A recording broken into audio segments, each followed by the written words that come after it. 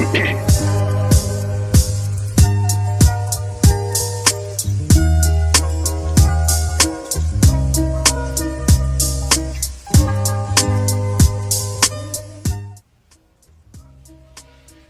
all right. Can you make my hair look like this? Oh, man, what you want to make your hair look like that for? See, that's the problem with y'all today. Y'all don't know nothing. Will you let the man tee you off? You yap worse than 6 barbers. Welcome back, everyone, to the Your Barber podcast. I'm your host, Matt Ballot, a.k.a. Matty Blades. This is going to be number 20, episode number 20. So when I started this thing, I never thought, I take that back. I kind of just want to take it week by week and just keep going. So still going strong. The episode 20 milestone. Here we are.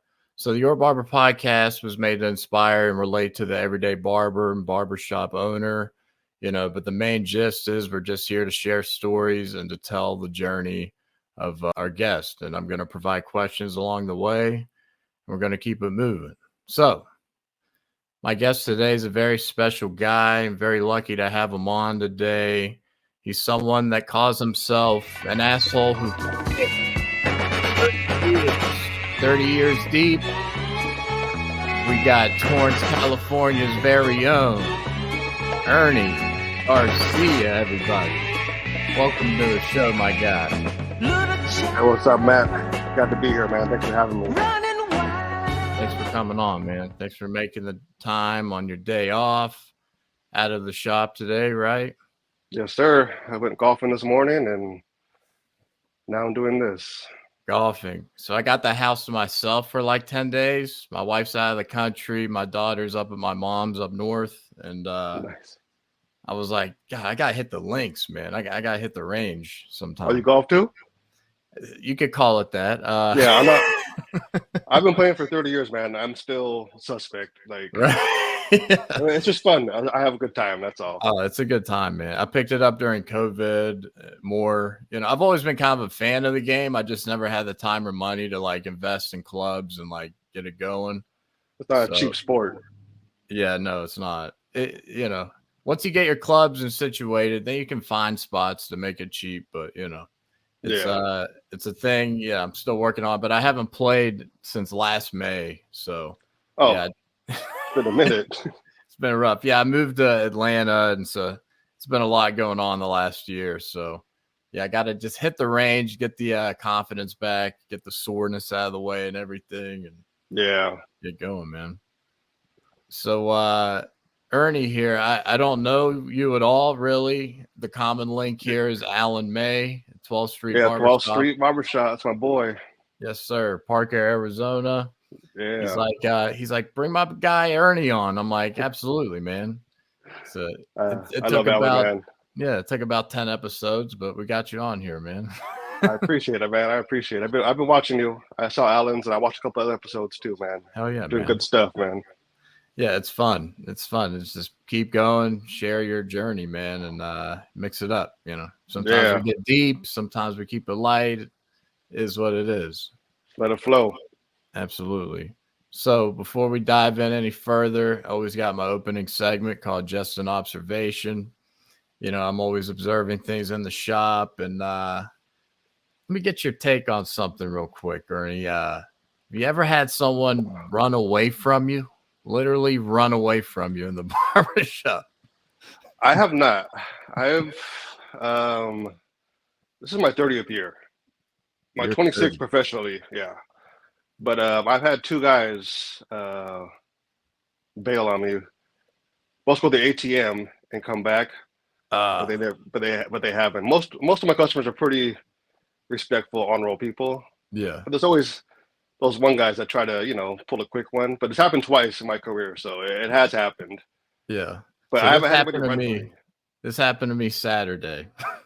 So Really? not running away in like a threatening manner or even like yeah, nice haircut. All right, see ya. Like not even like that. It was just like it was a cheating on me with another barber type thing in the same Oh, okay. shop. But you know, it is what it is. I'm actually happy it happened because the client's a big pain in the ass. And I've actually brought him up on the podcast before, anonymous. Oh, okay. You know, just I just bitch about him all the time. But you know, he's the kind of guy that shows up 10 minutes late and he's like, hey, I got a call at 1. Can we be gone? Can we be done by then? No, And you're late. he's like literally raising his eyebrows in like disbelief while I'm like razoring the corner of his lineup. I'm like, dude, you haven't done this whole haircut. Why are you doing this now? Like, it takes a lot to piss me off. And like one time I threw my like holder because he was just like, I felt he was just huffing and puffing, being impatient. So I just fucking threw it and, you know, like, all right, we're done. We're done. And so he even came to me 5 times after that incident. And, Really? Yeah. And then I realized he hasn't been coming in like maybe a couple months. And I'm like, holy shit, I finally shook him. Right. No luck. And He showed up still. Yeah, I'm in the shop Saturday. I just checked out a client, got some parking validation for him, and I grabbed the remote. I'm changing the channel to like NBA free agency because we have like women's tennis on for some godforsaken reason.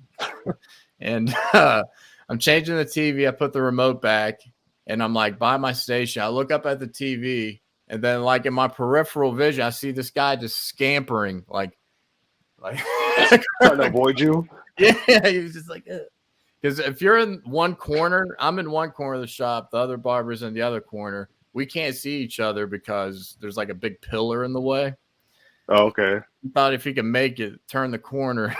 Just to avoid eye contact. Yeah, well, I had no idea. And I probably wouldn't have if I didn't like catch something like, who the fuck is running? And so, yeah. I just found it hilarious, and I couldn't wait to like break the barber's balls about it and just be like, so how much of a pain in the ass was he? Sounds like a real pain in the ass, man. Right. He did you a favor.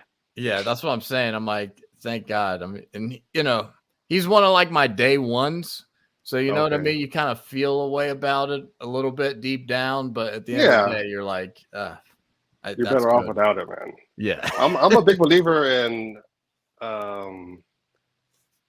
like I don't know if you read my Yelp reviews and stuff like that yet, but no, not quite yet. No.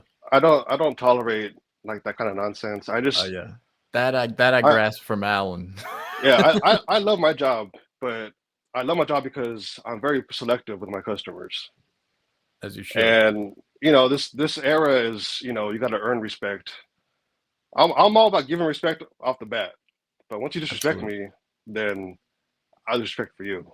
So if I'm gonna have somebody in my shop, you know, on a regular basis, I want them to be respectful and, you know, understand my vibe, because I don't want to go to work and be like, oh man, I got to cut this guy's hair today. Like, right. I did that in the beginning because when you're starting out, you take whoever you can get.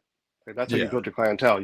But once you're established, I feel you gotta be selective because it'll ruin your day. I mean, I don't want that for myself. I like my job. I like my shop. And I like the guys that come to my shop. So I want to have fun. I don't want to have to be like, damn, this he was definitely someone where I was like, Jesus. You see him pop up. It's like, oh well. You're better off, man. You have a better day without that guy. Absolutely. No, I'm pretty ecstatic. I just thought it was hilarious. I'm like, I cannot wait to mention this on the podcast. I just fired a customer last week. I just fired a customer. There you go. That's good. We're gonna dive into that too here. Okay. Here in a bit. So yeah, man. Let's get into your background a little bit. Always like to just start off with where were you born initially? So I was born in Redondo Beach, California. It's about 20 minutes south of LA, and I was born and raised. I live here in Torrance now, which is right next to it. It's a neighboring city. That's where my shop's at, and that's where I live now. And I've been here my whole life, man. 45 years. It's called the South Bay. We call it the South Bay. So I've been living here my whole life, and this is home to me. And this is where I started my career, and this is where I'm established my roots. Absolutely. And it's been good to me. So how'd you initially, get, set up with barbering, and like, when did you first start experiencing even? So there's 3 people. My dad has 2 cousins. They both since have passed, but there was Eddie's Barbershop in Redondo Beach. He was there for 27, 28 years. And there was Ray's Barbershop in Lomita. He was there for like 48 years. He was in business. Okay. So I grew up going back and forth between them. But my mom was also a cosmetologist for 57 years. What a run. And she was a cosmetologist. And in the last 20 years, she was a teacher of cosmetology. That's So awesome. she gave me my first set of clippers because my cousin, who was like a brother to me, we're really close. We grew up together. We're a year apart. He had football pictures on a Monday, and it was Sunday night. He's like, "Oh man, I need to get a haircut." Mm-hmm. It was like 8 o'clock at night, and my mom had some wall seniors with a number 1 clip and a taper comb in the bathroom. Okay. She used on my dad. She used on my dad sometimes to clean his neck up. Yeah. So I was like, "Hey, man, my mom has clippers in the bathroom. Let me try." Like, Yeah. so cut to an hour and a half later. That's good. Yeah. So it looks so easy. Yeah. I know people, and they tell me all the time how you make it look so easy, and it is easy once you've been doing it for 30 years. But Right. your first haircut, yeah, I mean it's an hour and a half, 2 hour ordeal, and you're trying to figure it out as you go. And I had no idea what I was doing, but I have a picture online. I posted it like every year. I post it just to remind myself Of where I that started haircut? from. Yeah, it's in this Oh, football wow. picture. Yeah, I post like once a year. I post it just to remind myself and let everybody know, like, hey, yeah, I'm established now, but we all started somewhere, man, and it started in someone's backyard or someone's garage, and Yeah. last minute thing. And for me, it blossomed into a career. I was 15 when I started. Humble I got lucky. beginnings, man. Yeah, real humble, man. Hour haircuts all day long. So you kind of what kind of progressed after that? You kind of just like So he got a haircut like every week, every 2 weeks with me, and then my friend so from started that seeing point me. on, you continued to cut his hair. Yeah, I was So a barber. he was like, "All right, you did a good enough job. That is your You're my guinea cousin pig. anyway, so it's family, right?" So Yeah, free haircut. Wasn't complaining. yeah. So then my friends got wind of it. I cut their hair. My other cousins got wind of it. I cut their hair, and yeah, by 16, 17, I was charging like $5 a haircut, man. Like, which is nothing back then, but I was charging $5 in the garage, man. I was making money on the weekends, on Friday nights. My busiest night was Friday nights after school. So I'm And always curious when I hear these stories about like, I just started at $5 cutting all my friends. Like, what was the tool setup like? Like, did you keep that wall senior or like, did you continue to build? No, I rode that wall senior for like 2 years, and then I ended up buying one right before I graduated high school. I bought some new wall seniors, and then I started barber school August after I graduated. So 2 months after I graduated, I started barber school. That's awesome. Yeah. When I started, dude, it was like, you get that kit for the first time. It's like $1,000 worth of stuff they set you up with. And you're just like, wow, I had no idea like the caliber of equipment because, back from amateur to a professional, you want to be professional. Yeah. So you're getting professional grade tools now. It's a lot different. Exactly. You're working with like consumer grade shit. You're cutting your friend on the back deck or something. You have no idea, like it could get better. Yeah, it can get way better. So, man. So you started right after school. I mean, with that upbringing, with barbering and just the hair industry being in your life, did you feel like you had an option, or you just fell in love with it and that's what you wanted to do regardless? Well, I did fall in love with it because I had fun. I had fun just talking to my friends, cutting their hair, just bullshitting in the garage. And, looking back, going to the barbershop with my dad, I didn't realize at the time, but it was just a barbershop. But I remember him and the guys just, laughing, cracking jokes, right? Playboy magazines, sports on the TV. Just the camaraderie. Job. Yeah, just the camaraderie of the barbershop. Mm-hmm. I look back and I'm like, that's what I fell in love with. Because it was fun because my dad's cousin was a pro. He was an amateur boxing coach as well. Oh, nice. So he actually was training with I don't know if you remember this guy, Hector Camacho Macho in the Oh, yeah, 80s. yeah. He cut his hair. I was his barber and his trainer. Oh, wow. And trainer too. Yeah, Wow. I have a picture too. It's on my Instagram. He has a picture of cutting his hair. I posted it. But yeah, Dope. those stuff just influenced my shop and my love for the trade that I didn't know I had till I graduated, because I wasn't a good student, man. Not that I was a bad student, but I hated school. School So was did like I. torture for me. It was just like, and it's like going to jail. I say it all the time, but it was like going to jail for like 8 hours a day. And once I got out, I was another person. And it's funny. I went to barber school thinking, oh, I'm gonna cut hair, not knowing I had to take classes too. So I was kind of bummed about that. I was kind of, I Yeah, thought it was gonna be man. like seminars. I didn't know it was actually book work, but I Back to got the through it. books. Yeah, I got through it. It wasn't my favorite part, but I passed, so I Yeah. wasn't complaining. Like that But yeah, chapter of like chemistry. I'm like, oh, get the fuck out of here. Back to this shit again. yeah, dude, I left that behind, man. Yeah. I'm like, this is the like, anxiety hurdles I had to get through with high school. Just like being at the board in algebra, having no clue what the answer is or what the Might as fuck well I'm be in doing. German, bro, because it's the same thing to me. Yeah. Just faking it till I make it, through high school or through summer school, as you would say for math. You started school. So like, I started school. My mom, who was a teacher already, she got me into the school in Whittier, California. Much to my dad's dismay, he wasn't happy about it, man. He wanted me to go. He was a book guy. He wanted me to go to college or yeah, join the military, and something stable. yeah, Right? because my mom, we had a decent living. We weren't rich, we weren't poor, but he saw the pitfalls of no health insurance, Yeah. no sick days, no vacation days. You miss work, you miss money. Yeah. Like growing up, I played soccer and baseball and basketball. My mom was hardly ever there on the weekends because she was working Saturdays. Yeah. And as a kid, I kind of resented her for it. But once I got into the trade, I realized you have to be in the shop Saturdays. You don't have to be nowadays, but back then you had to be in the shop Saturdays. Yeah. It's money day. So You gotta do it. yeah, so the deal was I can go to barber school, but if I can't take care of myself in the first 2 years, I had to go to college. So So take care of yourself. What did that entail? This is your dad telling you that, right? yeah, pay my own bills, pay my car Okay. insurance, cell phone bill. I had to move out right away. I stayed for I don't know, about 2 years. I stayed at my parents' house after I graduated barber school.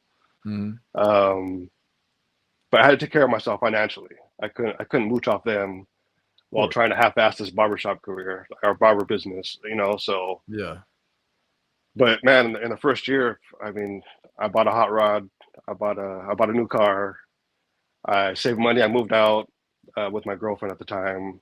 So I was doing okay, and he saw that, and I was self-sufficient. I didn't rely on them for anything, and he realized I made the right choice, especially when I got the shop. He realized I made the right choice. Yeah. Yeah, I always have that feeling of I wish I got to kind of prove that to my dad, but I never got the chance. He passed away in 2015 before I even started my barber journey. It was honestly like right before I would have committed to making that decision, because I moved out to Arizona Sorry to hear that, right man. after. Yeah. So yeah, that's one thing I fight with. It's just like, man, I never got to show him like getting to the dream, because Was barbering something you always wanted to do and you just never pulled the trigger, or something that came into your life later on? it's always something I had an eye for, and I wanted to do it like the first time I dropped out of college. Mhm. But it just, there wasn't a direct, clear path. I'm from West Virginia originally, so Okay. you had I asked my barber at the time, and he was kind of really discouraging. He was just like, you got to go to the capital of the state that's 3 hours away. You can't miss one day, not even Christmas. So You I was made it just all like, thick for what? you. How am I going to do that? And so, I moved to like the college town away from my hometown and lived there. And I was working like 2 jobs. And eventually that town opened up a barber school. when I moved to Arizona, like after the fact. So I don't meet my wife, my future wife, and things kind of shift around in my life. I still think I would have became a barber and got my license in Morgantown. But yeah, that's the thing. There was just no means, there was no direct path. So, it was back to, selling insurance or working banquets at a golf resort. Like it was just whatever you had to do. Yeah, just juggling. I always had the work ethic. Like I watched my parents work their whole life, and my dad owned his own business. And see that's the thing with my dad too. Like barbers, entrepreneurial in a lot of ways, and that was his life, and he did not want that life for me.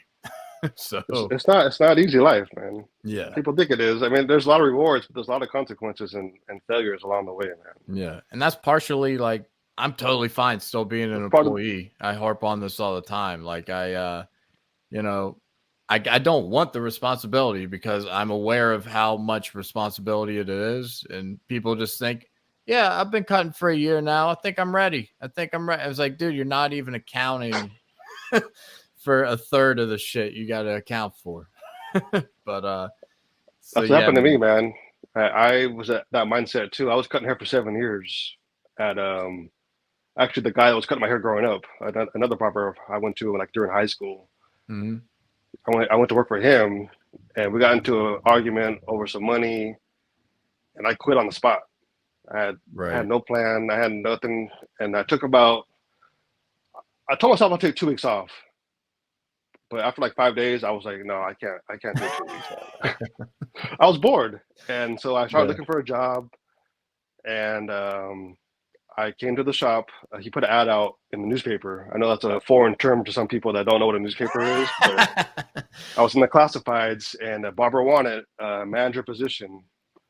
So I called, set up a date. I came in. What year was this? This is in September of 2004. 2004. Okay. Yeah. And I went in to interview, and a little old man, bro, 91 years old, still cutting hair, a little Italian guy, Nat Mondati. And we started chopping it up. And he's like, oh, I really want to sell the shop. I was like, oh, man, should I? So I'm like, well, how much do you want for it? And back then, I got asked to see some other shops, and they were like $15,000, $20,000 they wanted. He's like, I want 8,000, but if you have 7,000, I'll take 7,000. So he would have sold it to anyone? No, I don't think so. I think so. You had some sort of rapport or reputation at that point. We talked for like 2 hours. We talked. Okay. And we just kind of like talked shop, talked about his life, my life, my mom, my dad's cousins. He knew them because where I'm at, Eddie's shop was like 3 miles south of us, or west of us, I'm sorry, on the same street, say Artesia Boulevard. So we just hit it off, man. And I was like, okay, well, I'm gonna go to the bank. I'll get you a check, or cashier's check, and I'll be back. He's like, why don't you hang out for a couple months and we'll see how it goes. If I want, if I like you and if you like the shop. And so I was looking for that. I was like, damn, that seems super easy. Yeah. So, and mind you, like, he was charging $8 for a regular cut and $7 for senior. And at that time, the average price was about $13-15. So he was about half of what it should have been. But the place had to be busy because of that, right? Yeah. But it was a bunch of old timers. It was a bunch of old men. There was no young guys. There's a couple of cops that went in there because he was a flat top specialist. That was one of his haircuts. His signature haircuts was a flat top. So a lot of cops would come in there for the flat top. And so November of 2004, just before Thanksgiving, he's like, I like you. I like your clientele. You're established.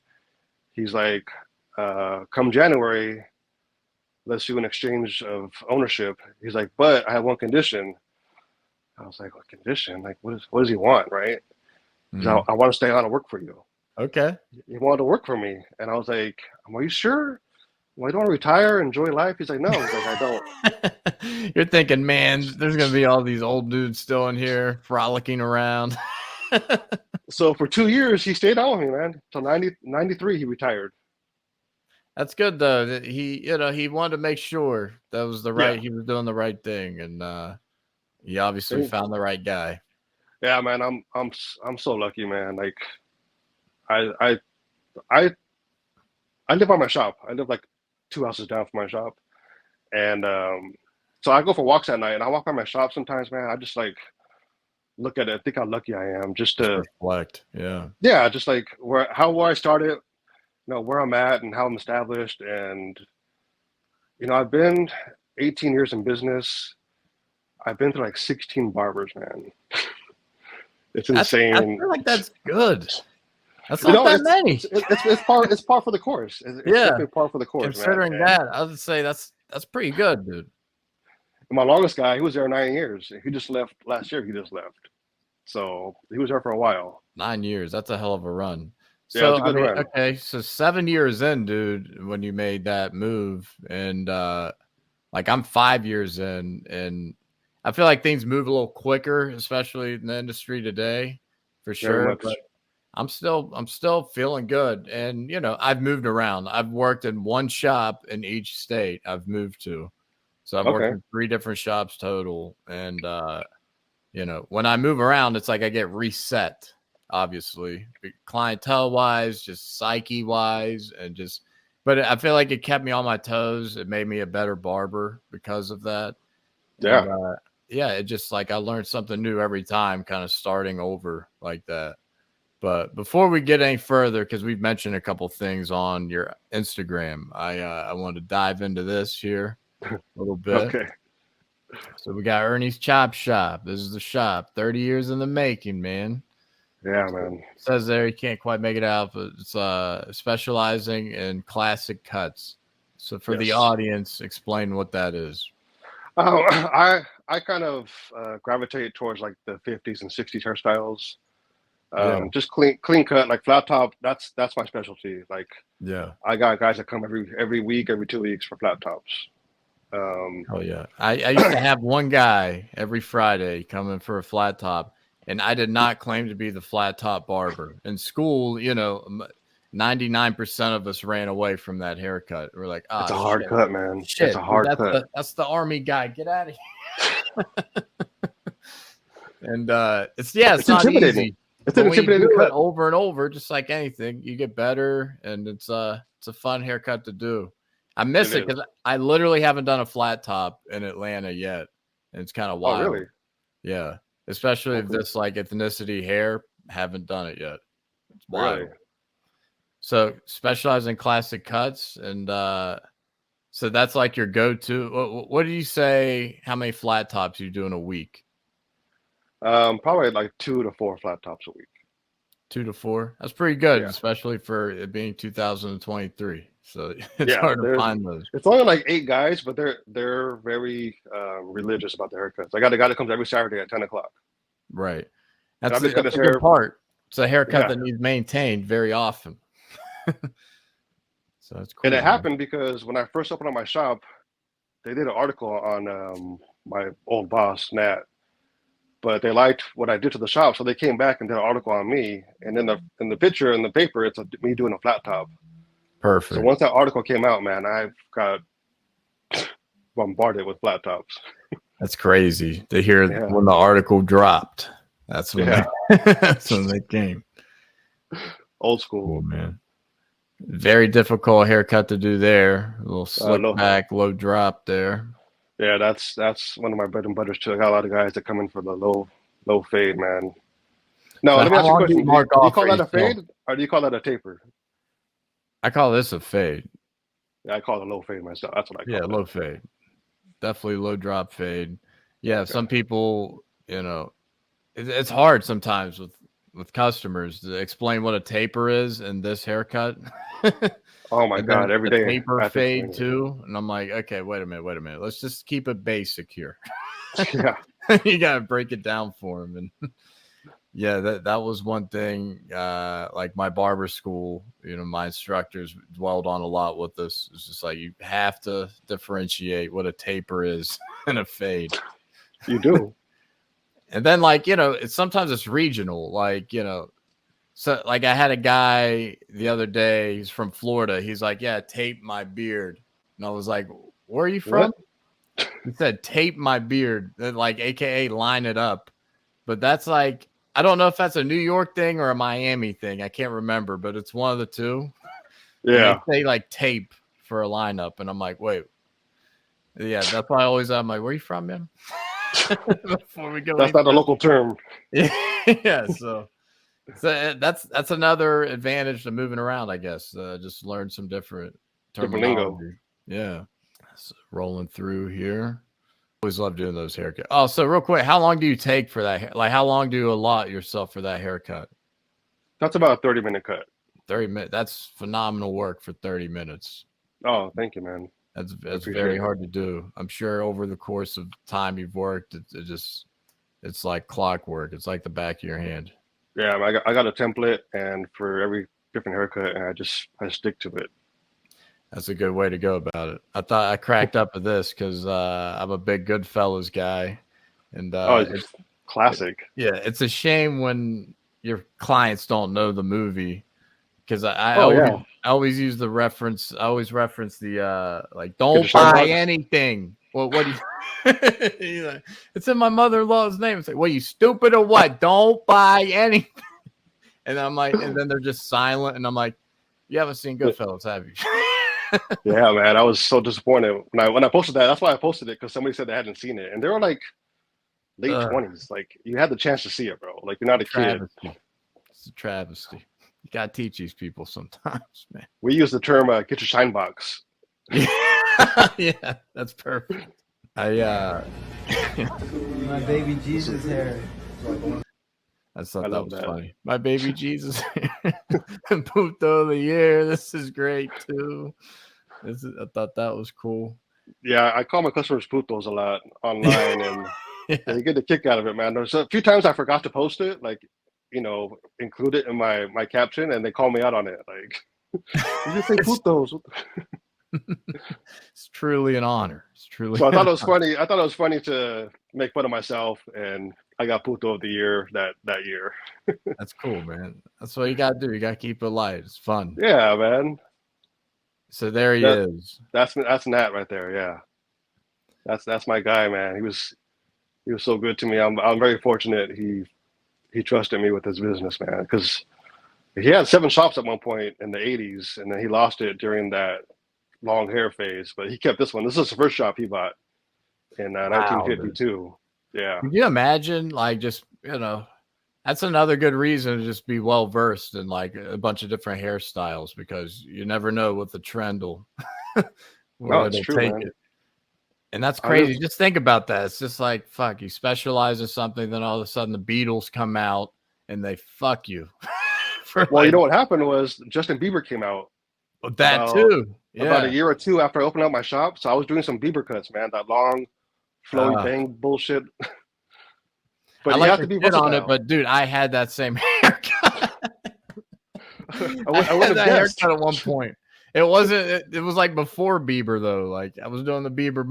This was like my sophomore, junior year in high school. Like I had a buzz cut in like freshman year, and for some reason it was just me and all my friends grew our hair like that. And then Bieber came out, and then it's like, all right, we gotta get rid of this. Good thing you did, bro. Yeah. But hell yeah, dude. So, how long did he cut hair in total? He cut hair 56 years total. 56 years, man. If we could be so lucky, man. I hope he had some. Well, I mean, he worked until damn near he passed. He passed away. He passed away about 9-10 months after he retired, unfortunately. No way. Wow. Yeah, man.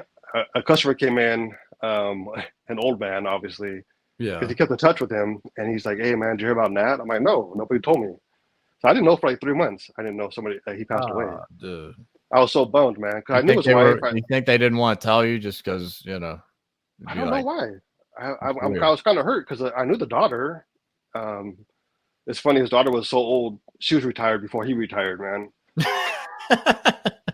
It was hilarious. But no one told me, so I was kind of hurt. And he's buried up here, up on the hill. But he fell down broke his hip doing some gardening in the back, and had a stroke about 2 months later. Man, didn't survive. That's funny you said that in the garden, because I've been hearing more and more stuff about like old guys passing away in their garden. And I'm like, Oh, really? That's the way to go. If you're gonna go, Right? that's the way to go. But yeah, man. So okay, the fall definitely did it then. That's what kind of started. That was chain of downhill from events. there. Yeah. Exactly. That's how my grandmother went, man. She passed. She was in her 90s. She would have lived to have been 110, sharp as a razor, dude. Just fell down, just random as hell, dude. So yeah, Happened man. to my dad too, man. He just fell down and didn't make it. Damn falls. But you can't tell them to like not, help or whatever they were doing when they were falling. But yeah, man, it's a tough thing. So R.I.P. to your guy Nat there. Nat Mandati, yes sir. Nat Mandati. That's barber school, man. And my parents, man. That was when you graduated? Yeah, that was graduation day. 1,500 hours. 1,500. That was the California. Now it's 1,000. They lowered it during the pandemic. I was gonna say that was a lot for then. Yeah, that's my mom cutting hair back in the 70s, 80s. That's us at a wedding. Yeah, she passed away a couple years ago. Oh man, I'm so sorry about that. Yeah, that was a bummer. She taught you everything you know, man. It's my parents. I had good parents, man. They instilled a lot of good qualities in myself, and I would thank them every year. My anniversary, I always give them a shout out in my post, man, because they taught me work ethic. They taught me how to give back, take care of people. During the 08 recession, a lot of my guys were hurting, man. So like, hey man, I got an interview. Can you hook me up? I'm like, yeah, bro, get in here. I'll clean you up, get you a job, and then you take care of me later. And they did, bro. Like, it's all about the money. For me, it's not. Like, I'm not poor. I'm not rich. I'm comfortable. I have a good life. I travel. Yeah. My kids taken care of. Like, I got a 16-year-old daughter. You just have one daughter? Yeah, man, a one and done, bro. I got snipped. I'm over. Yeah. I'm over it. I can't believe how people have more than one kid. I just have one 4-year-old daughter, and it's it's taken off. 6. 6, man. I'm sure that was a cautionary tale for sure. Yes. You're like, say less. I got the snip ready. Yes. Man, I was done. So what's your daughter taking to? You think? She's actually taken to fashion. She's taken fashion 2 years in a row in high school. And after high school, she'll be a senior next year. After that, she wants to go to fashion school in LA. So that's cool, the game plan. Yeah. Nice. She's like me. She hates school, but very creative, very hands-on. Yeah. So I think she'll follow that path pretty well. So you're full support of the fashion dream? Just any dream? She has a sewing machine in her room. She had a fashion show a couple months ago through the school. Yeah, man, she's all about it. Dude, she's crushing it. She's doing it already, dude. Yep. That's awesome to see, man. That's all I want for my daughter. Just I'm not going. How old is she? She's 4, so she's still early. Starting. We're about to start the pre-K chapter, and be there at 8 a.m. and have to wrestle around with the common folk in rush hour.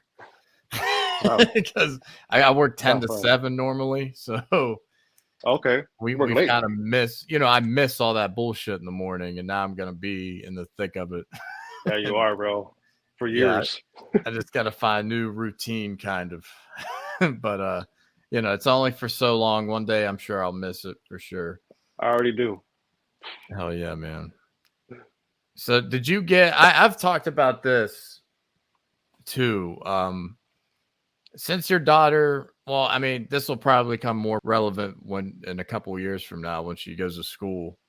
But being 30 years in, when your daughter kind of gets old enough to where she's pretty independent, and did you get any kind of second wind to kind of almost distract yourself from just like, my baby's growing up, like she doesn't, she's not here all the time. Let me kind of dive into something else a new venture or just like expand or something? Do you have any kind of that feeling? Well, before the pandemic, at the end of 19, the beginning of 2020, I was ready to open another shop, number two. Oh, That wow. was the plan. I was looking at spots, locations. I I went to go see some places, and that was my goal. I was ready. I was ready to pull the trigger, and then I went to Belgium to go teach barbering over there, and in February of 2020. And when I got back, Oh, that's when the man. pandemic started. I got You back almost got stuck, dude. March 5th. Yeah, I got back, and I'm like, what's going on over here? Like, the pandemic had just started, and we shut down. To be clear, we shut down for 6 weeks, and Remember after at that, one point it was like, 2 more weeks, then we'll yeah, be good. Then we'll be 2 ready. more weeks, 2 2 more more weeks. weeks, 2 more weeks, and so yeah, 2020 just set me back, man. I had to dip into my savings. Right. Business slowed down. People don't want to get haircuts. They had nowhere to go, so they weren't getting haircuts. There were no parties, no clubs, no bars, no weddings. How'd You you couldn't see your handle that? family. The first month I took off. I took advantage of it, and I bought new sinks for the shop. I bought new faucets. I bought new fixtures. Doing What shit else? you had no time to do Yeah. before. I fixed the shop up. I put new mirrors. I gave it a good deep cleaning. I just took advantage of the month. And after that month, I was like, man, I'm bored. Right. So then I Netflix and chilled by myself for like 2 more weeks, and I text my guys. I was like, you know what? Fuck this. Right. Fuck this fucking bullshit. We're opening back up. Are you guys Yeah. in? They're like, yeah, we're waiting for you. They're waiting for me. Yeah. But my mom was, at the time she was alive. She had lung issues. She's diabetic. She's on dialysis. That's scary. So I wanted to make sure she was going to be safe while I was working. So I didn't see my mom. I saw when I got back from Belgium, and then we shut down, and I was cutting hair already. So I was like, man, I want to get her sick. Yeah. So I saw her through a window for like 2 months. I saw her through a window. I didn't go inside the house. I called her a lot. Every day I called her, make sure she, she had water, food, whatever she needed. And I'm like, nah, I'm not saying COVID is not real. I don't want to get into that topic, but I just think it's just, it went a little too far. And I was like, no, I'm not going to do this. So I'm opening back up on the down low. But my clientele just wasn't there like it was before. And it set me back. I was making half what I used to make. Just So being I in took a hit. California in general, I'm sure it was just hard to do anything It and was, man. continue on. And yeah, it's a shame it transformed kind of what it transformed into. It was definitely scary, especially in the beginning. But we kind of did the same thing. We kind of did prohibition haircuts there for a little bit. It was fun. just chopping away. My thinking was, I definitely believe it's real. I'm definitely masked up, but like, I don't want to face a shitstorm of clients when we do come back. I was kind of just like, let me take care of my people and just kind of chip away. So it's not like just a full overwhelming thing once we do start. And it, man, it was a crazy time for sure. The shops you're at, were they walk-ins or appointments or both? So they were no, it was both. Both. Okay. Yeah. And it was pencil and paper. And up until like probably the last 6 months or so, I lived in Pennsylvania. I finally got them online booking. It's something I was pounding the table for forever.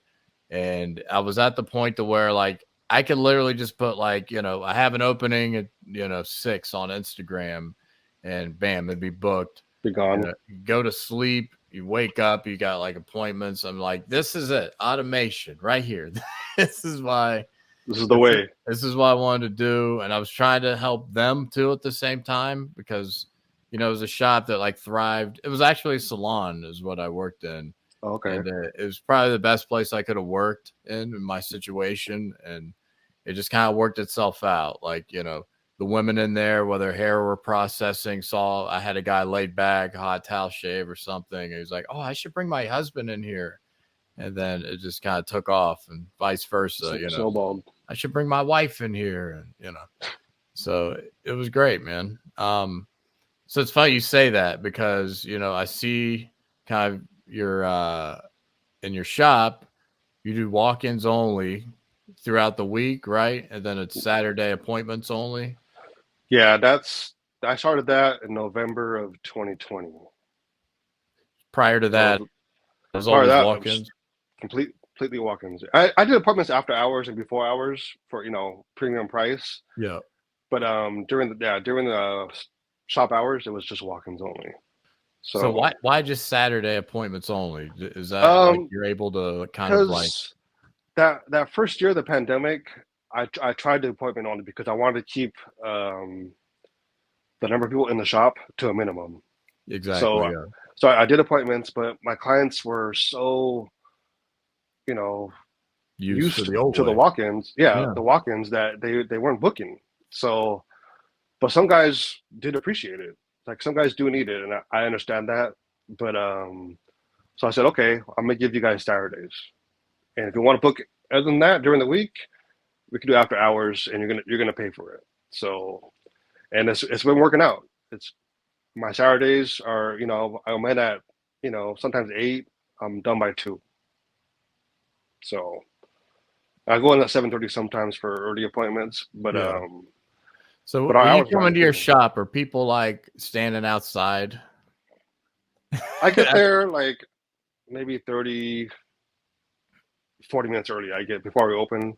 You get in there, get settled, clean your shit, eat a little breakfast maybe sometimes. But yeah, they're out there.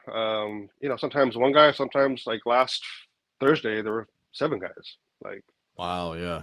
That's just how it is sometimes. That's how I came into the my first shop was walk-ins only. It was like only open a year. It was in a great location.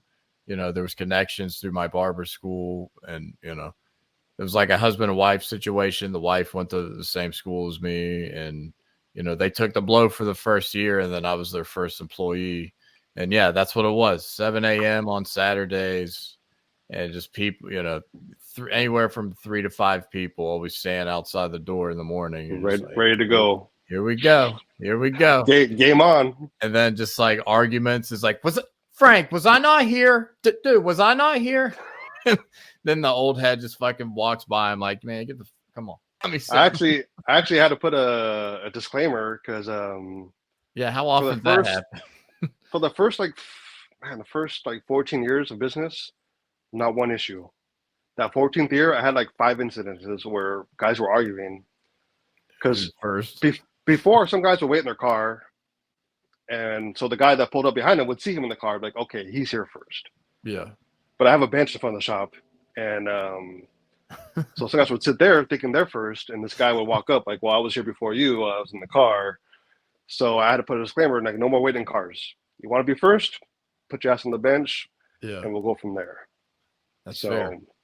Yeah, so it's been working out. There hasn't been an argument since, thank God, because the last one almost came to blows. Yeah, and I I like a good fight, but not in my shop, not with my customers. I want to keep those guys around, So right, yeah, you want to create that environment, Yeah, totally, man. So I put a stop to that, and now it's been copacetic. So okay. So doing walk-ins, I'm sure that keeps it fresh, right? Like, do you get any new clients ever? Or all the time? Because where I'm at is a major street. Very very busy, and a lot of guys just come in. Oh yeah, I've been driving by, and thought I'd check you guys out. And most of them stay, some of them leave. We're not perfect, but yeah, a lot of guys just try the shop out. Just been driving by. So yeah, and a lot of guys in the last 2 years, they're like, man, I can't get into a shop on the same day because it's all by appointments now. Appointments, yeah. And a lot of shops don't do same day appointments. Yeah. So they come to my shop, which works out for me. So yeah, that's what I was gonna say. It's good to still be like that, still be flexible. Well, you still offer the appointments on the one day. I mean, the day you offer them is probably the day most people are available to book too. So Yeah. You know you're going to get filled up and everything's going to be good. I So don't- are your I other don't- barbers like that too? Yeah, we're all on the same schedule. Okay, that's cool. How many barbers do you have in there? Right now, just one. So me and another guy, but I got a buddy who's actually in barber school. He's Nice. retired. He retired from the sheriff's department over here. He'll be graduating late next month. So he'll be Okay. taking his test in August, and then he'll be in the shop late August, early September. I'll have another guy in there. That's cool because you know, it's obviously someone a little older that, you know, worked and then made a change Yeah. in their life to become a barber, which is always inspiring for me because I always felt like I was late, and I'm just like, you know, anytime How I old are you, see man? someone older than me, I'm like, oh, dude, like, great. Yeah. So I got in school, I was 26. I'm 32 Okay. now, but I was like, Okay. oh man, I'm too late. There's like these 19-year-olds in here and shit. And then like I see That's what he says too, bro. yeah, I'm like, Because he's 47, I believe, 48. So he's yeah. up there. So He's an old man. I was in the school with certain guys the same age, just like that. And I was like, oh, I fucking love these guys because A they're bunch so of Allens, a bunch inspiring. of 12 feet barbers, man. Yeah. Old guys. No doubt. So that's good though. You get them out of school, you get to mold them, and you know. Yeah, and he's been my friend for like 20 years too. So And plus, he's a buddy. But that's yeah. So I've been icing on teaching him along the way. He comes in the shop and like just observes, just take notes, and we have friends. So he cuts their hair. They're the guinea pigs. So we're teaching him. Absolutely, yeah. He'll get there. Yeah, it takes time. So I just want to show this part real quick. The every time I start this machine, God kills a hipster. I was crying laughing at this last night. That's my buddy. He has a motorcycle shop in El Segundo by the airport over here, and Okay. so that's meant for motorcycles. But he gave it to me. I'm like, oh, this is perfect for my clippers, bro, because I hate long hair, bro. I hate it with a passion. Guys with long hair, it just irritates me to no end. And so I love that sticker. It's one of my favorite stickers. Hell yeah, man. I'm not a long hair specialist by any means either. And do you cut long hair though? Do you still do it? You just don't do it. I No, man. respect the hell out of that because these days it's like you gotta be versatile. You gotta be able to appease to everyone. And I'm like, whatever happened to just being phenomenal in one thing? What you do? Just being Yes. decent and you know. When I do shear cuts all day long. I have a Yeah, I was you gonna know, say plenty- I saw that plenty of slick back. customers. You obviously have some sheer talent. I'm Yeah. sure. So I mean, I could do shear work, but long hair just it doesn't appeal to me, man. You just said I don't. no, I'm not doing it. I'm But not- you I'm could not do doing it. You really could. Like do it. I have done it. I've trimmed my daughter's hair when she was a kid. I've done Yeah. that. I've done some of my close friends. I've done their hair. I did my aunt's hair one time. But no, some guy just on Friday messaged me on Google if Mhm. we cut long hair, and he wanted like the taper and the neck and the sideburns. And I told him no, Yeah. and he still showed up. This He's fucking like, "Well, guy. can you just taper the sides and the back?" I'm like, "That I can do, but I'm not trimming your hair." So it was Going long. back It was to like Goodfellas. half his back. Yeah. It's like- Please do not, or what? Did you not hear me? You go to the ear, nose, and throat department. All right. But yeah, I got cornered the other night. A guy walked in, or he was my last appointment on the books, and just, you know, hair past his shoulders. Yeah, I was just thinking I want to trim. I'm like, all right. Like at this point, I'm just like, sometimes you get a gauge for like how much they care, and once you Yeah. realize, you're like, okay, this is no biggie. Yeah. Because you know, I don't have high expectations on myself with this, and neither does he, so it's gonna be fun. Easy. Yeah, man. So we were talking earlier about kind of you don't stand for certain things in your barbershop, right? Well, what are the rules? What are the barbershop rules in Ernie's Chop Shop? Oh man. So there's no IOUs. What is this, no. Dumb and Dumber? That's Yeah, as good right? as money, sir. Those are IOUs. I'm gonna pay back every penny, sir. Right. Got receipts. That's my favorite movie, by the way, man. That's one of my favorite movies. But Too many quotables. Yeah, so many. But so no IUs, no saving places, no cell phones in the chair.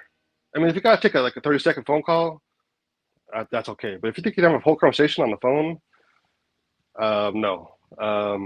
Control your damn kids. So what if you sat my down favorite. in the chair with your AirPods in? It's like, I'm not on my phone, but No, that's a no too. I'll tell them take them off. I gotta take a call though. I have a meeting.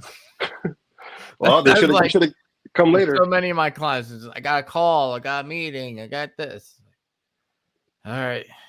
One time, I kicked the old man out of my chair, just temporarily, because he's like, I got to take this phone call. It's the Social Security office. Right. And so he's on the phone for like 2 minutes. And so I take his cape off. I'm like, go sit down over there in the waiting area. I took the customer. I'm like, I'm not going to wait. He's on the phone for like 10 minutes, bro. Especially if like people are looking at you. I can't take that. Yeah, man. Walking, like, people are sitting there waiting, and you're like, all right, that's it. No, you got to go. That was like 10 years ago, but I kicked him out of the chair. I'm like, you can wait till I'm done with this guy, then you get back in the chair. And I did. And he was nice about it. I wasn't rude about it. I'm just like, this is a business.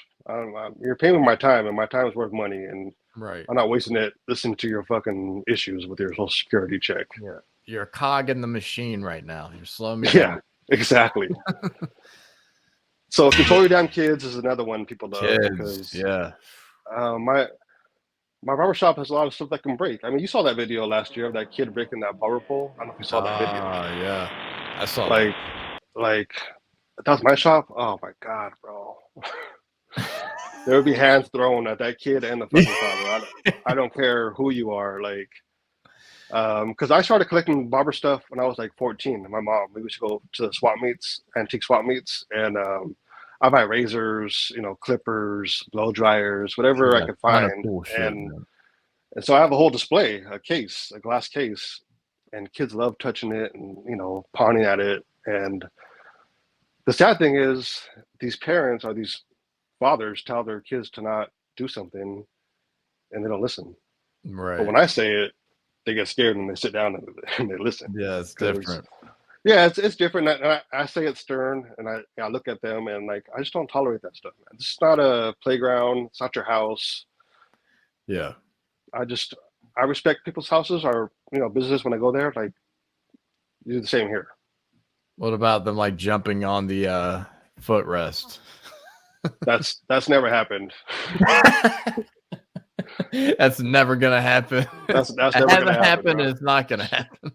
I've had kids climb the empty chairs before, but I just tell them, "Hey, man, you gotta sit over there, kid." Yeah. It's like, oh. And they're like 2, 3, 4 years old, so I get Right. it. But I wouldn't let my kid do that, so I'm not gonna let your kid do that either. Yeah.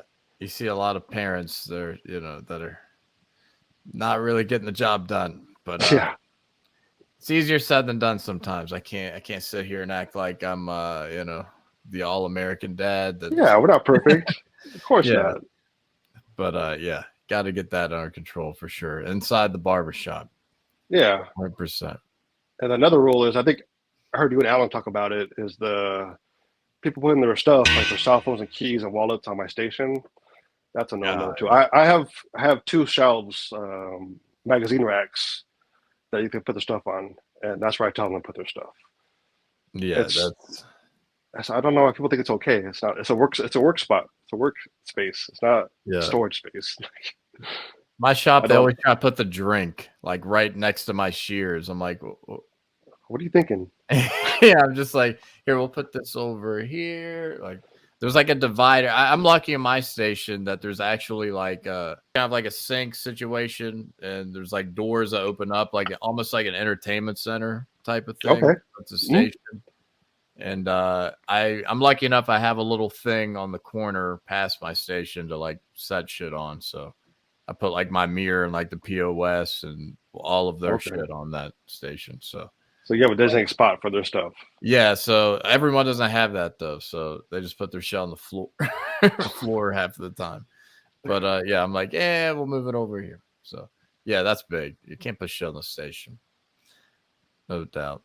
Yeah. So what else we got? And then probably my last one is so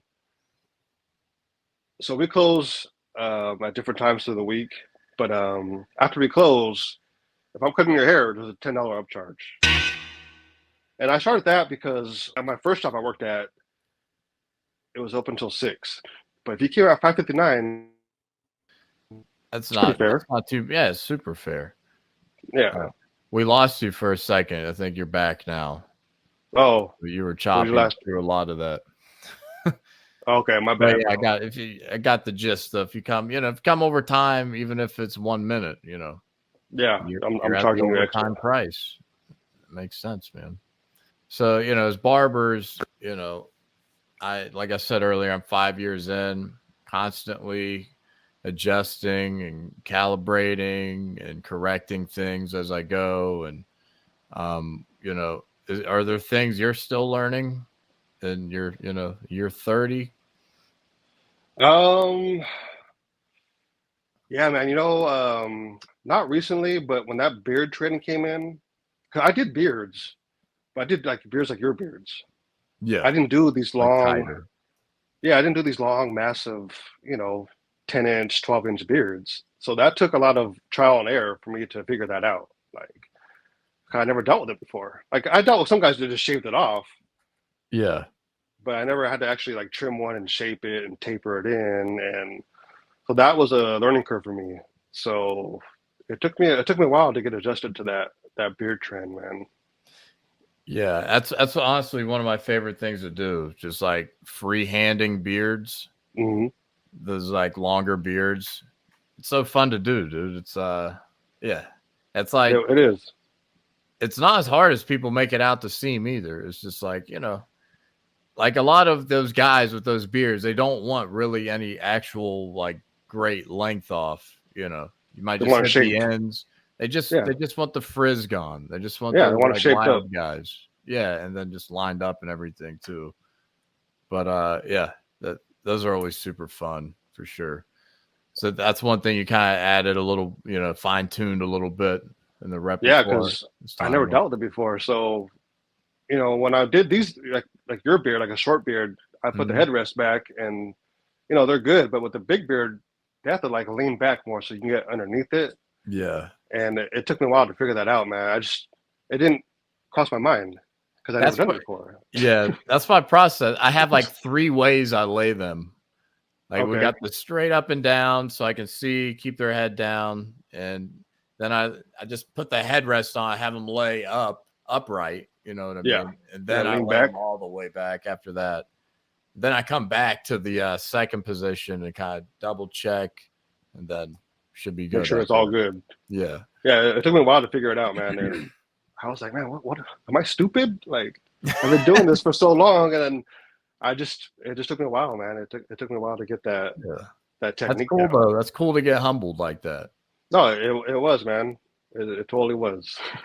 So I'm sure you're always like, you got your systems to fit like that kind of haircut in a 30-minute slot. Like I'm sure there's always little things that you're just, correcting 10 seconds here and there. Yeah. People don't realize how big like saving 20 seconds is. Like, oh, it adds up. Yeah, like I do every, like this Apple Watch, dude. Like me and my client are like argue. I'm like, dude, this running back, dude, he's 27 years old. He's not 30. Come on. He's still got a couple years left. Like, all right, Siri, well, how old's Dalvin Cook? Like, and so I don't have to get my phone out or have them, there's little ways to be efficient. We do that too in the shop, man. We argues, and then like whoever's not cutting hair will Google it, or a customer will Google it. Like, nah, man, he was right, bro. Like, yeah. And so, I don't have these people at my disposal sometimes. So it's the watch. It's all you. The watch helps, man. Yeah, that's just like, part of the experience. But, just like, little tiny things. Like I always wear gloves as a barber. And do you? Those are precious seconds you got to waste putting on a new glove if one rips. Or like, so I've definitely had I got my air compressor ready for whatever change I got to do. Because your hand gets all clammy, right? If you got to change gloves.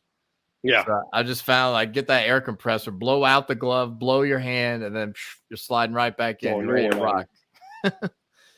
So just that, yeah, little things are always saving time. So yeah, that's what I'm continually learning for sure. What's your clipper setup? My You have a lot of clipper clippers? setup. So yeah, that's one thing we don't talk about a lot on this show. So I'm glad I always let the guests bring it up. I never bring it up. I'm an Andes guy, man. Okay. I love Andes the most. I've messed around with like JRL. Like I like that company, like what they're doing, but I'm using less and less of their clippers and just being full on Andes. I'm not opposed to mixing in some trimmers from like Babyliss or Styles Craft or Gamma or anything like that. But yeah, I just those are the ones I grew with. That's what they start in school. They start us off with Wall and Andes and Oster too. We had the Oster 76, Classic 76. I still can use those a couple. What do I? No, you can't put the Oster metal guard on the Andes Supra. No, like the detachable. So detachables. Yeah. So I switched over to that. I went all cordless and like kind of right around COVID. I was like, I'm done with the cords. No more cords. Alan from 12th Street been on my ass about that because he went cordless. I don't know, about 4 years ago, maybe 5 years ago. Yeah, and I haven't yet. I'm not mad at you though. A lot of people love the way they feel. It's definitely not the same thing. To me, it's not. I have some 1919s that I bought. I bought those when I do trouble cuts. When I go to a house call, yeah, I have those, and I have cordless wall detailers as well. Yeah. But I run wall seniors, Oster 76, and wall detailers. Those are my three machines. That's all I use. Yeah, I've used all of those, so I'm definitely familiar. I'm not totally against kind of switching back because that was before like I knew how to like gap anything. And like I haven't used the wall detailers since since that very first barbershop I think I worked in, and it was brief. So really, yeah. But everyone's nuts about the Babyliss trimmers, and I almost made the switch, and I'm like, you know what, man. I've always been a contrarian. I can't do it now. I made fun of Alan for that because he went to Babyliss, and I posted a picture of him. It was a Photoshop of some guy on the stage, on the Babyliss stage, and it was Alan's face on Alan's head on it. Yeah. And I'm all, hey man, you're a Gucci barber now, whatever. And but I've used them. I don't have any. This is like before the pandemic, so probably 4 or 5 years ago. To me, they felt cheap. No offense to anybody using them, but they weren't for me. They felt like a toy. Yeah, I think I've used like one of the one open trimmer or clippers, but it was someone else's. It was actually the sister of the owner that was getting her cause license, and I was like helping her with a haircut, and I'm like, what are these Babyliss things? Let me see what these things are all about. I didn't know how to say it at first. I'm all Babyliss? How do you say this? Yeah, I think my instructor called them Babyliss and she was like totally against them too. She was like, they're shiny, they look cool, but like, nah. But All show, no go. Yeah, I think she's kind of adjusted to the time, like to what everyone's you like. You have to, man. Yeah. But here's the burning question that I've always wanted answered that I have no clue at all. What in God's name does this number mean on the Derby Premium razor blade? Have you ever noticed that? I don't use Derby, so you don't use Derby Premium. Damn it! No, I use Personas. Oh, see, I grew with that's what I started with. I like the Persona singles, and I can't get them anymore though. Oh, really? I always used to buy them on Amazon. Well, that was when I was in PA. Now they supply us with these Derby Premiums, so that's kind of what I'm using because I used to use Derbys back in my first shop. Because back then I was a commission barber, so he provided everything for me. and he Gotcha. used derbies. But then I was like, I don't like these. I bought my own razors. I use Personas. I didn't even notice they have a number on there, bro. That's so weird. Yeah, there's a different number every time. I'm like, what is this? The quality cut at the factory? It must be a quality control thing, bro. It has to be. That's what I'm guessing. I'm like, okay, I got a 1. This one's gonna hit 9. Like, I don't. This has to be the best one, number 1. Number 1. I hope it's not like out of 10. Like, that could be bad.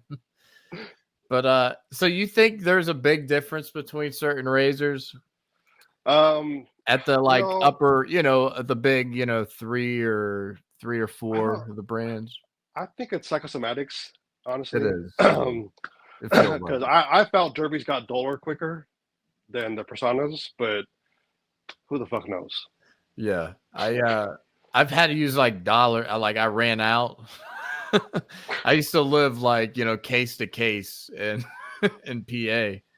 Yeah. Sometimes I'd run out. I was just poor planning on my part, and I would run down to Family Dollar, and they had these straight razors there, and I'm like, all right, I gotta get through the day with these, and I cut, and I'm like, dude, I don't see a difference. That's right. I think it's just preference, right? It's really just preference. That's all it is. Until I feel like a full shave, I'm like, okay, this thing's dulling out quick. That has to be the thing. Like the longevity of the blade, how long it lasts. That's got to be. It is, man. I could do a whole shave with one razor, and with the derby, I felt like I had to change in that second hop tail because it depends on the beard. Obviously, some guys have of course, fine hair, but some guys have coarse hair, but I just Personas for me, man. I've definitely done that before. I've definitely changed. I still do that all the time. Change the razor midway. We have an executive service. It's $140. You get an hour and a half. You get like skin stuff. You get 5 hot towels. You get a free drink. There's a bar at my barbershop. So cool. Yeah, it's like a signature cocktails, like really ritzy kind of bar. Also high end stuff. Yeah, we're in like the heart of Midtown Atlanta, and it's this fancy hotel. We're in the same building as it. It's so big, like it's on the upper street and we're on the lower street. Oh wow. And so yeah, we serve those kind of clients. So we offer services like that. But yeah, I've noticed that. I was like, I'm gonna have to change this razor real quick, man. But yeah, it's you get all the bells and whistles with that one for sure. It's fun, man. So I wanna ask this. What at the year 30, I know we got a lot of year 30 questions, but what's keeping the fire burning, man? This is kind of my research because that's one thing I always want out of this business, to never burn out, because I love it and I don't want to ever hate it. So, well, there's for me, it's 2 things. Like we discussed earlier, you gotta choose your clientele. That's big. If you don't like somebody, it's okay to fire your customer, man, because they'll fire you real quick. So if you get one bad haircut, one bad beard trim, they might not come back to you. So don't feel bad about firing a customer, because that can make or break your day dealing with that person, and I don't want to deal with that. And my second thing is vacations. My first 10 years in business, the most I took off was 5 days. So besides weekend getaway, I really didn't travel that much, man. And then about 10 years in, I got invited to go to Sweden for the first time to go cut hair over there. And I took 2 weeks off. And I was like, man, I went 15 days. I worked 4 days out there. Yeah. So the rest was vacation. And when I came back, man, I felt recharged. I felt happy. Because I love my job, but we have our days where like, fuck, man, I just want to stay home. Of course, play some NBA 2K, Yeah. But I get up and I like going to work. So yeah, you have to take a break, and you have to have the right customers. And I think that's key to longevity, man. Because I really don't have bad days at the shop. I joke around, and when you choose your clientele, you're choosing a friendship or relationship in a sense, and it blossoms in I've been to funerals, I've been to weddings, I've been to birthday parties, baby showers. I've been to all kinds of things with my customers, man. It's just a relationship that I cherish, and I'm lucky to have so many people that appreciate me, and I appreciate them. No doubt, man. Yeah, it's funny you said that about vacations, because like that's one of the hardest things I've had a hard time with in my career so far. It just, especially at that employee tier. Yeah. Mm-hmm. Asking for time off, because I always like to blame my wife. I'm like, it's her, it's not me, The scapegoat. It's the family. I'm just keeping the family strong, by doing this. And but like you struck a nerve when you said like I couldn't take more than 5 days off. That's kind of where I'm at right now. I'm like, if I got to take off more than like 3 days, I'm stressing out. You panic, right? Yeah, I'm like, oh my God, like that's too much time, babe. Like, yeah. So we're about to go to Colombia. So my wife's there now. Okay. Of course, I'm not going to go for a whole month. There's no fucking way. No, I wouldn't do that either. Jesus Christ. Yeah. So she's got like research. Her school's paying for it and everything. So I'm going to scoop my daughter, and then we're going to go, to Colombia with my wife, and we're going to come back at the same time. So I'm going to miss the 14th through the 27th. And my first day back to work is the 28th. And I'm like, God, like we've kind of had like a transition in our shop, and like the managerial things even kind of switched around too a lot. And we used to have like 10 days a year, and now it's kind of like getting more laxed on. Okay. It's just like, time off. We're all adults here. We all know if you want to make money, you got to work. So, if you want to take time, take the time. You need to take it. It's fine. No big deal. Like we're all responsible here. So that's kind of been the thing lately. And I was like, okay, that makes me feel so much better, because at the end of the day, they're probably thinking too, like, oh, Matt took some time off. Good for him, because he's always busting his ass in here. You'd be surprised how supportive my customers have been, man. And yeah, the thing I do to maximize my time in the shop is I'll lay it out like maybe a month or 2 weeks before I leave. I'm like, hey guys, exactly, I'm leaving these dates, so you want to get in now. It's on them. You give them the time, you're going to be gone, so they have no excuse. Yeah, I always try to reschedule them right there. I'm like, you want to try to get in right before I go? And so that's that's what I always. Yeah, it's just that thing. You want to make sure everyone's taken care of. Like, I don't want to let anyone down by going. Or, of course, the Tails Old's time, lose a client because you were gone and they went somewhere else and stayed somewhere else.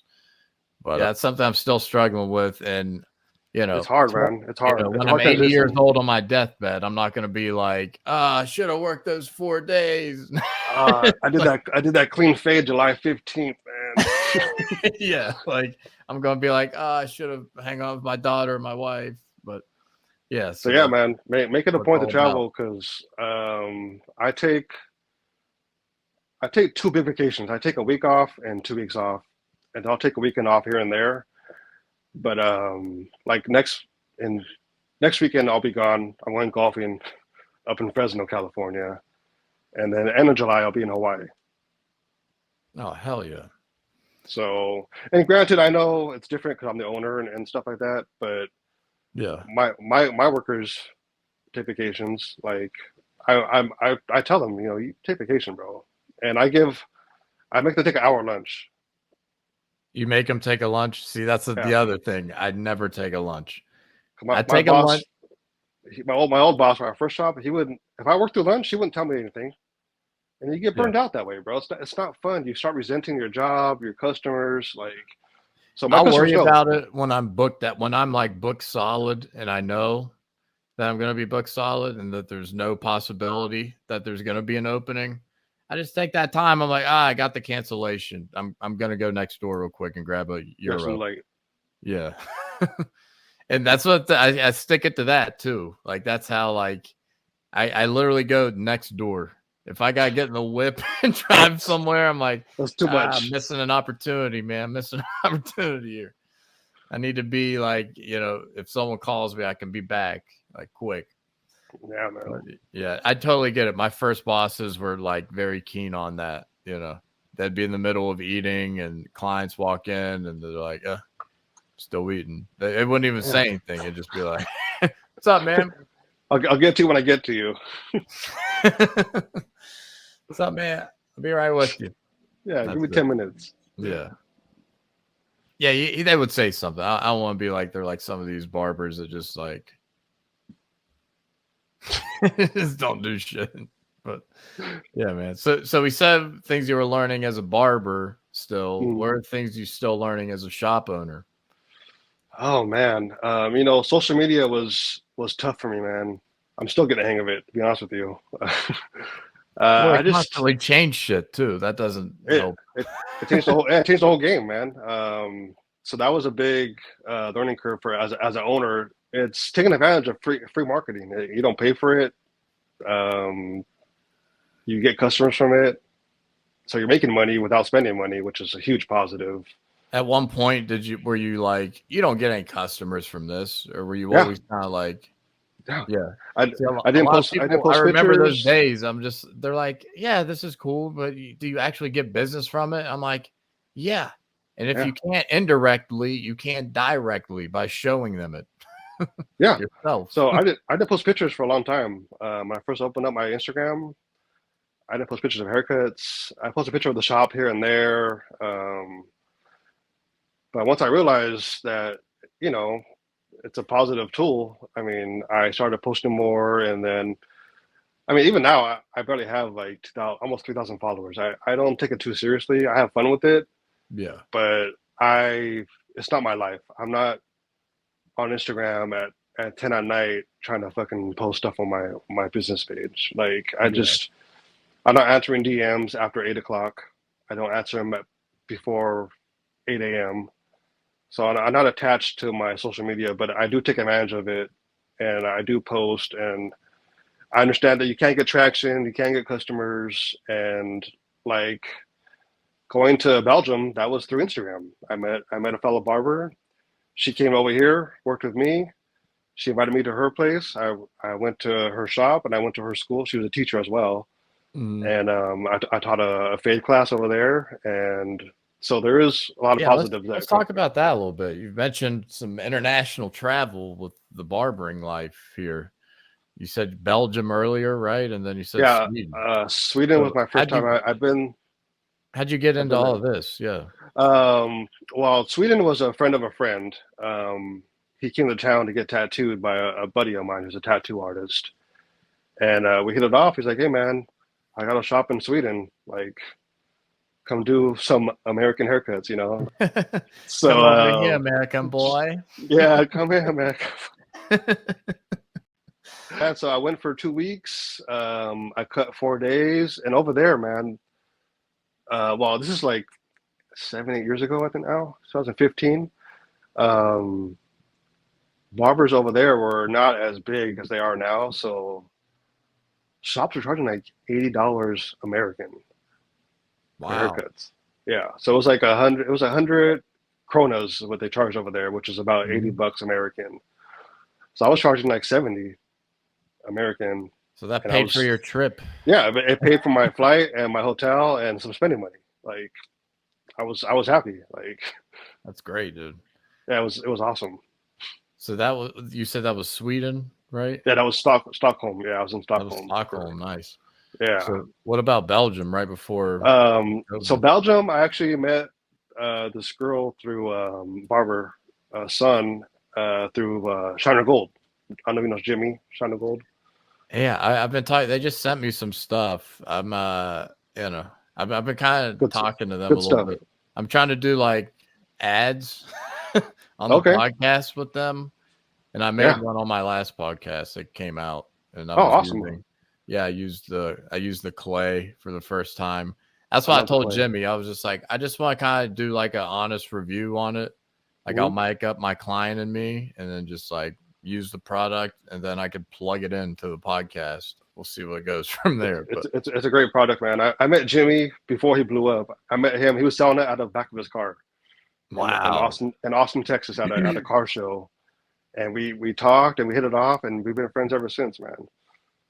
Yeah, he just reached out to me. He's like, "Hey, it's Jimmy," and I'm like, "Is this fucking real?" Like, Yeah, he's a solid dude, man. Yeah, solid guy. that's what I've gained so far. That's pretty cool, man. So he set me up with this son, and she's like, "Hey, I want to come to the States for." She was here for like, man, 3 weeks. She was here.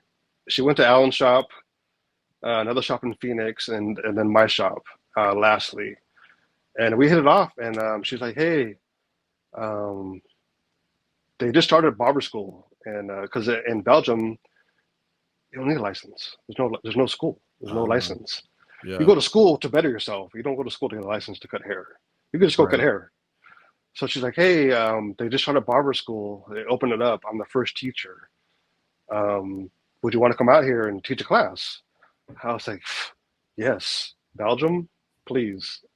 Yeah. So I went to Belgium for 2 weeks. I worked one day and I taught class one day, and the rest was just vacation. So, when you were teaching, was that your first experience, kind of like teaching in that kind of setting? In a classroom setting, I did it once for my mom in her cosmetology class. She wanted me to teach clipper techniques. This is like my first 2 years into the trade. Yeah. So I wasn't that good of a teacher back then. You think I knew what I knew. Might think that could be an end game of sorts? I don't think so. I don't have the patience for it. Okay, yeah. I don't. It can be difficult. Yeah. So that was my first time in a class setting, and that was a little different because I've done one-on-one classes, one-on-one like seminars with just friends and people I meet along the way. Like, "Hey man, can you come by and like teach me something?" Yeah, that's cool. I can do that. But for a class setting, it was a little overwhelming, to be honest with you.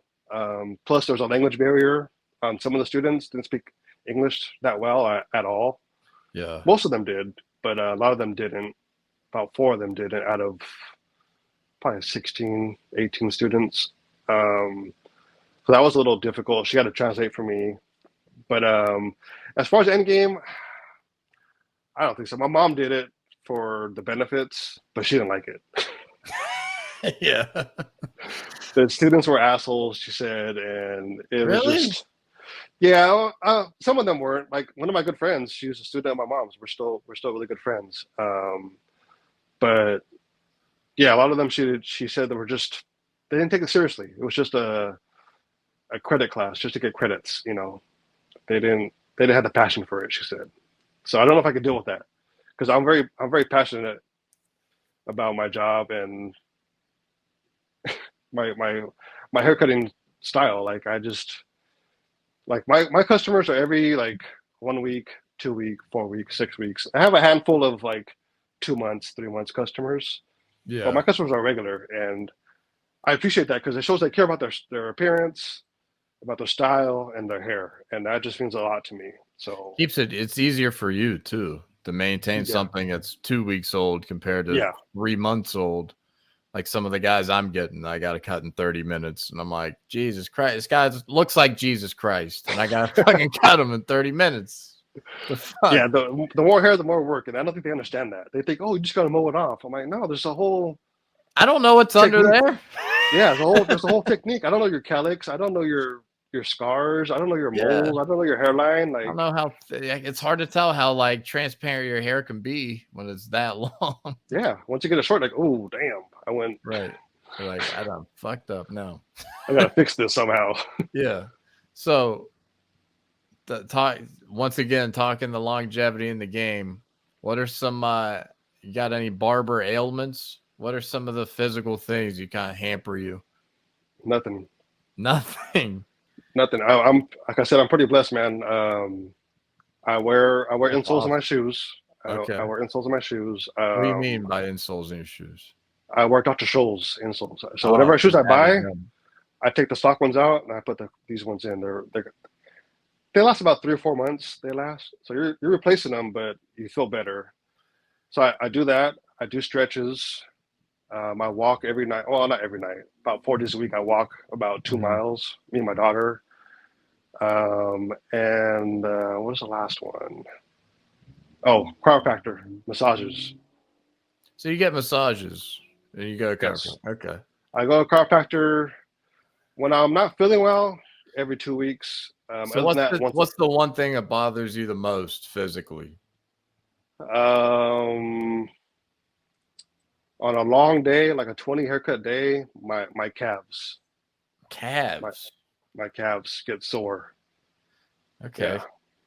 That's so interesting, dude, because I'm thinking neck, hips, back. Yeah. None of that. I make a conscious effort to stand both feet shoulder width apart, equal weight distribution, man.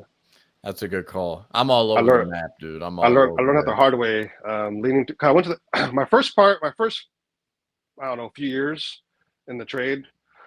I did have some lower back issues in my my lower back, and my chiropractor said, "Yeah, bro, you're leaning to the side when you're standing up.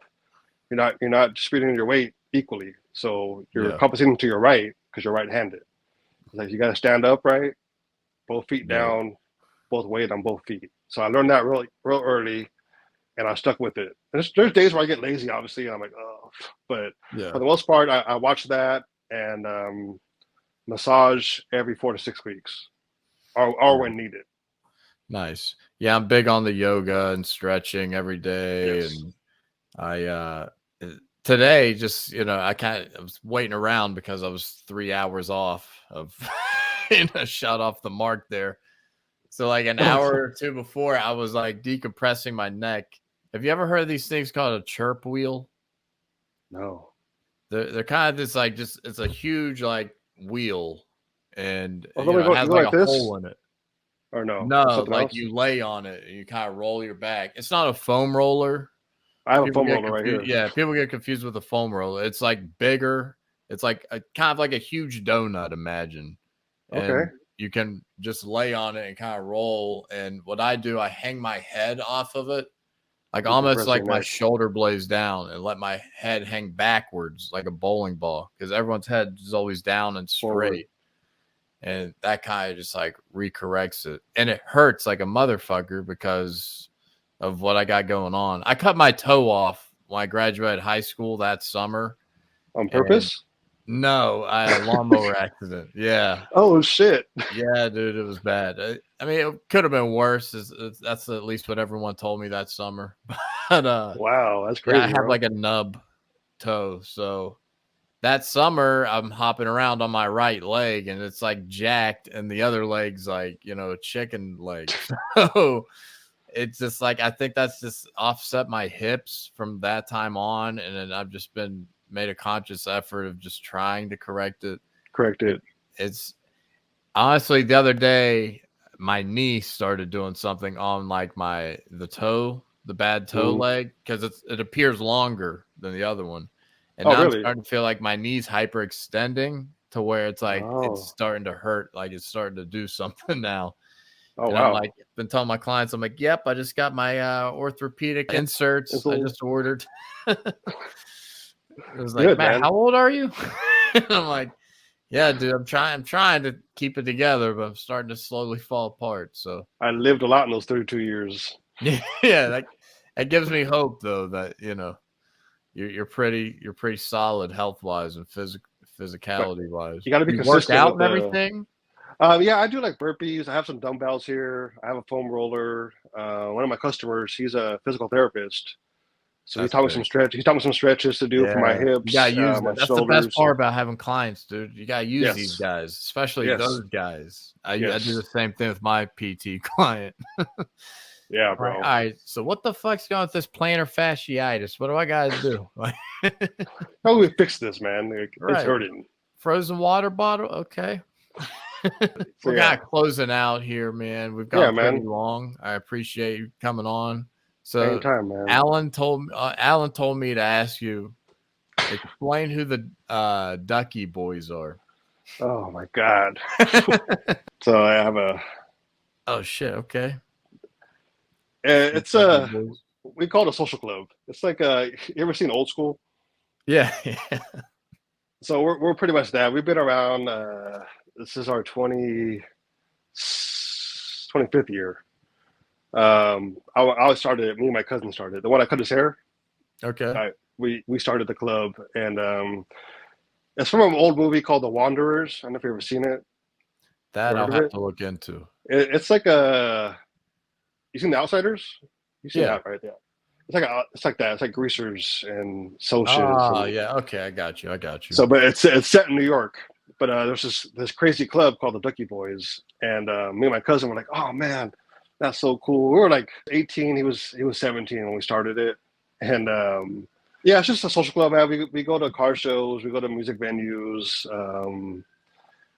Like I have an old car. I have a '53 Mercury, all stock, all stock. All stock. That's hard to come by. And so we're just into like the old, like I said, like Yeah, I love 50s haircuts. I love that greaser era. type thing. Yeah, Yeah. I love that era. So I was really drawn to it at a young age. And I bought my first truck. Like I said, my first hot rod was a '54 Ford pickup, and I drove that thing to Vegas like 3 times. And I just love the culture. And so we started this club, and we just embrace it and go to car shows. And some of us have cars, some of them have bikes, and we just get together once in a while and have some drinks and have a good time, man. That's all it is. It's a fraternity for older men. Yeah, it's the guy. It's a crew, kind of. Yeah, exactly. That's all it is, man. It's a crew, and like my buddy that's in barber school, he's been in the club about 16 years now. He's been in the club, Okay. so and now he's going to join. How many members you got now? Just 14, man. 14. That's 14, a good yeah. amount. Yeah, we keep it small. We got one guy in Vegas, one guy in San Diego, but the rest are all South Bay guys. Okay, that's cool. I mean, that keeps you bit. You're a single guy, right? No, I have a girlfriend. Okay, so yeah, I do have a girlfriend. We've been together 2 years. We're planning to buy a house next year, so that's priority number one. You're like, all right, I gotta tell you about the Duckie Boys real quick. Yeah, when you guys first get together. She knows. Let me break it down for you real quick. Yeah, she understands. Hell yeah, man, that's cool though. That's funny you brought that up. Yeah, I was assuming you were single throughout all this. I'm like, okay, there's someone. No, yeah, we're actually going to Hawaii together. Oh, we've been to Italy. yeah. We've been to Italy. We went to Greece last year. Beautiful. Yeah, we love to travel. That's our thing, man. We love traveling. Same thing with my wife and I push back a lot. I'm someone that like I don't like it until I get there. I don't like the process. I don't like any of that. But once I'm there, then I'm good. Then I'm cool. You're all good. So that's how they say opposites attract. She loves to travel, and I come off as someone of like this hermit that doesn't want to leave the house. But I like getting out there. I just need the little push. Yeah, a little nudge will push you in the right direction, man. Absolutely. So just giving some advice real quick. I want to get your take on developing your own style, just for like the younger barbers watching this. So what I tell people is go watch as many barbers as you can. So watch them cut hair, watch their techniques, and then you pick. That's what we all are, right? It's just a combination of everything we've been in front of and everything we've seen, whether it's something online, whether it's people we've worked with. Yeah, that's kind of how I like developed a lot. And then you come up with ideas on your own, but you just kind of slowly incorporate things. Yeah, you see this guy, he does this, then he does this. Like, why does he do that when he could do this? And then you try it, and like, oh, that does work. It works better. It works faster. It's more efficient. It's more clean. Right. And then or you can make it a hybrid of yours and his. Yes, and it's exactly, man. All of a sudden. Exactly. Like when I travel, even when I'm not working, like I've been to like 15 states in America, and every time I go somewhere, I go to a barbershop. That's good. I'll go chat it up. If they're, some guys aren't as chatty, which is fine. But I just probably kind of look around. I'll give it a business. Yeah. Whatever. We start chopping it up, and then I'm like, do you mind if I hang out and watch you cut hair? And most guys will say, yeah. I mean, they don't care. So I do a lot of that, man, and I love it. It's just awesome to see different shops and how they run things and how they do things. That's super cool, especially from an owner. Being an owner, like I can understand that like spark of interest of just seeing other people's shops, and it's just like, wow, okay, they do it like this. Okay, that's, you know, so I get that. I think that's super cool that, you know, you and Alan does that. That's how we met. Yeah, that's how we met, man. He's like, he messaged came me to on your Instagram. shop, or? Yeah, he messaged me on Instagram, and we started chatting it up. And his mom cut hair, my mom cut hair.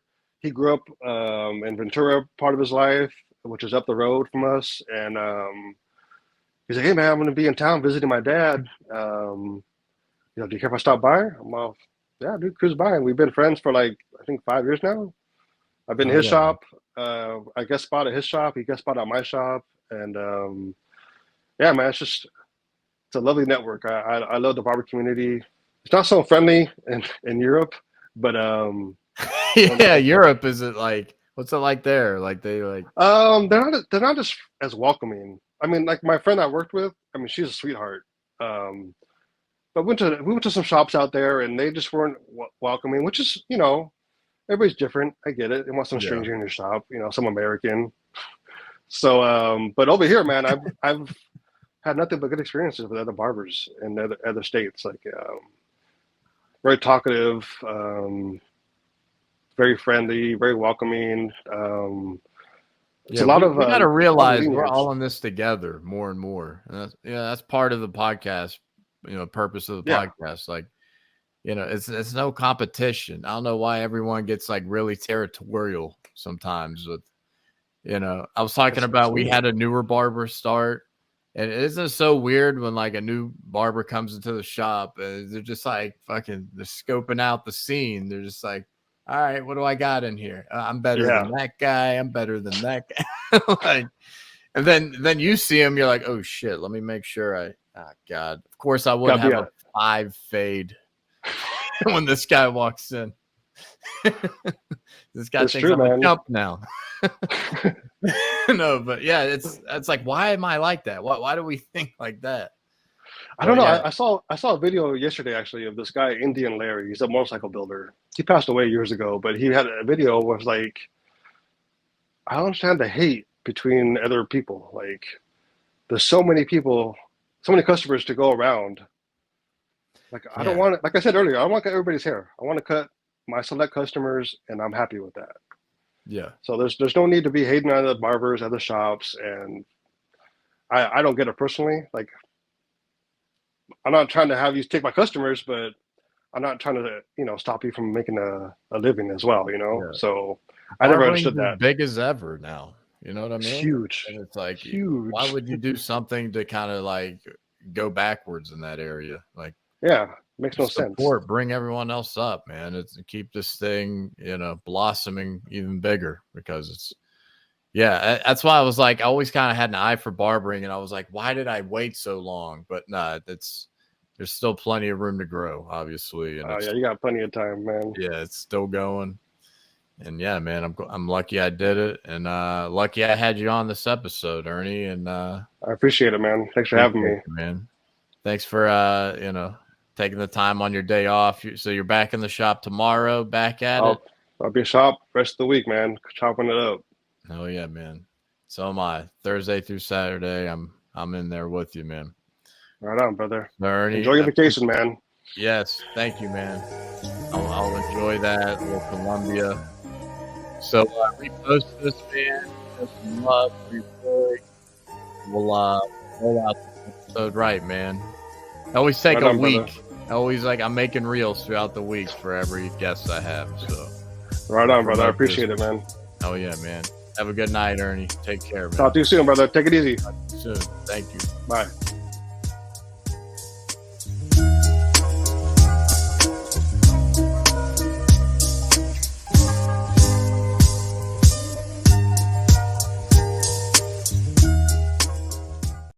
Barber Podcast. New episodes come out weekly on Sunday. Be sure to subscribe on YouTube and follow us on Apple Podcasts and Spotify to be notified when new content is posted. Thanks, and we'll see you next time.